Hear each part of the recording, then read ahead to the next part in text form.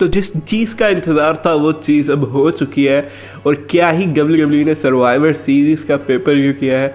Imagination से बाहर था, मैचेस को एक्साइट रखेंगे। फाइनली 10 साल के बाद जो म्यूज़िक किसी ने भी नहीं सोचा था, जो रिटर्न किसी ने भी नहीं सोचा था, वो रिटर्न आज हो चुका है।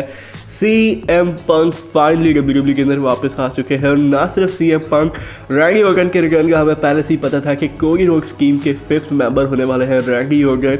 और भाई सर्वाइवर सीरीज़ के मैचेस को एक तरफ रखो, सिर्फ अगर मैं आप लोगों को एनालिटिकल डिटेल ही बताऊँ CM पंक के रिटर्न के बाद 1 घंटे के अंदर, क्या आप इमेजिन कर सकते हो 1 घंटे के अंदर WWE की हिस्ट्री में सबसे ज़्यादा क्लिक्स आए हैं इंस्टाग्राम, ट्विटर, यूट्यूब के ऊपर। मतलब हम सोच रहे थे कि CM पंक की अब वो वैल्यू नहीं रही होगी, लेकिन भाई CM पंक जो है वो सिर्फ CM पंक ही कर सकते हैं ये काम, क्योंकि 1 घंटे से भी कम टाइम के अंदर WWE के इंस्टाग्राम अकाउंट के ऊपर जो CM पंक की रिटर्न वाली वीडियो है उस पर 4.5 लाख के करीब लाइक्स आ चुके हैं। व्यूज़ की अगर मैं बात करूं तो ये मिलियंस में है। इसी तरह अगर रैंडी ऑर्टन के रिटर्न की बात करूं, जो कि तकरीबन 2 साल के बाद था WWE के अंदर, हमें पता है कि लास्ट ईयर रैंडी ऑर्टन को इंजरी हुई थी, बैक इंजरी, और ये इंजरी इतनी सीरियस थी कि रूमर्स ये आ रहे थे कि रैंडी ऑर्टन रिटायर कर देंगे। तो ऑन पेपर जो है CM पंक का रिटर्न, बड़ा रिटर्न, सबसे बड़ा रिटर्न अगर मैं कहूँ सर्वाइवर सीरीज़ का, तो ये बात गलत नहीं होगी, क्योंकि एनालिटिकली CM पंक इतने स्ट्रांगली जा रहे हैं रैंडी ऑर्टन के रिटर्न से आगे। और रिटर्न सारी ये एनालिटिक डिटेल्स को हम साइड पे भी छोड़ दें, अगर आपको याद होगा कि 2012 के अंदर जब ब्रॉक लेसनर ने रिटर्न किया था तो माइकल कोल ने कमेंट किया था कि WWE का जो लैंडस्केप है वो चेंज हो चुका है अब ब्रॉक लेसनर के रिटर्न की वजह से। यही एग्जैक्ट चीज़ हमें अब CM पंक के बाद देखने को मिलेगी, क्योंकि अब WWE का जो लैंडस्केप है वो कम्प्लीटली चेंज हो जाएगा। क्योंकि जब CM पंक आएंगे, इमेजिन कर सकते हैं आप मैचेस CM पंक वर्सेस सेथ रॉलिंस। मतलब अगर हम जे उसो के और जिमी उसो के नाइट 1 को मेन इवेंट करने की बात करें तो वो प्रोग्राम तो एक तरह से बढ़ गया, क्योंकि वो तो नहीं हम मेन इवेंट करने लगे। क्योंकि जो CM पंक का रिटर्न है, मुझे नहीं लगता कि अब WWE जो है वो किसी भी तरह से, ख़ास तौर पे जिस तरह का उनका AEW से एग्जिस्ट हुआ था, फायर हो गए थे CM पंक AEW से।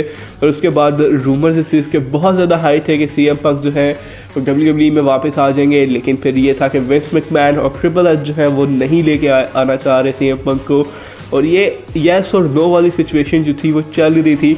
और आज जितने भी रूमर्स, और यहाँ तक कि ये बातें भी सामने आ रही थी कि WWE ने रैंडी ऑर्टन का रिटर्न जो है वो इस वजह से रिवील किया है ताकि CM पंक की कोई भी उम्मीद ना रखे सर्वाइवर सीरीज़ के अंदर, क्योंकि WWE CM पंक को नहीं लाना चाहती। लेकिन आज जब सर्वाइवर सीरीज़ ख़त्म हुई तो हमें पता चल गया कि CM पंक जो है वो फाइनली WWE के अंदर आ चुके हैं। और रैंडी ऑर्टन का रिटर्न, भाई रैंडी ऑर्टन तो रैंडी ऑर्टन है, और जो वाइब्स रैंडी ऑर्टन की थी, और क्या ही कमाल की शेप हुई भी थी रैंडी ऑर्टन की जिस तरह उन्होंने अपना रिटर्न किया है। सबको ये था कि रैंडी ऑर्टन किस कंडीशन के अंदर होंगे, किस शेप के अंदर होंगे। या वैसे तो रैंडी ऑर्टन WWE के अंदर रेसलर्स में से जो है जो हमेशा फिटनेस के हवाले से काफ़ी टॉप पे रहे हैं, अगर हम ओवरऑल पर्सनैलिटी की भी बात करें। लेकिन आज जो रिटर्न था रैंडी ऑर्टन का, और जिस तरह की शेप थी रैंडी ऑर्टन की, ये 2009 वाले रैंडी ऑर्टन की शेप इस तरह की हुआ करती थी। और जो वाइब्स थी वो 2009 वाले रैंडी ऑर्टन की आ रही थी। और हो सकता है कि आगे जाके हमें रैंडी ऑर्टन का heel turn भी देखने को मिले। और भाई अब जो मंडे नाइट रॉ है ना, जो रिएक्शन CM पंक लेके आए हैं अपने रिटर्न से WWE के अंदर, मतलब 1 घंटे के अंदर 4 लाख इंस्टाग्राम लाइक्स आ रहे हैं। 1 घंटे से भी कम टाइम के अंदर ट्विटर के ऊपर 1,50,000 के करीब जो है वो लाइक्स लाना। ट्विटर पे लाइक्स इतनी जल्दी नहीं आते, ये जो लोग समझदार हैं उनको पता है कि ट्विटर का इस तरह का इंस्टाग्राम और यूट्यूब वाला सिस्टम ट्विटर पे नहीं चलता। लेकिन जितने इंटेंशन CM पंक के रिटर्न को मिल रही है, तो ये बात की जा सकती है कि रॉ के दिन जो है वो भी अच्छे होने वाले हैं। और अब देखना बहुत इंटरेस्टिंग, और अब WWE को देखने का मज़ा ही एक अलग होने वाला है।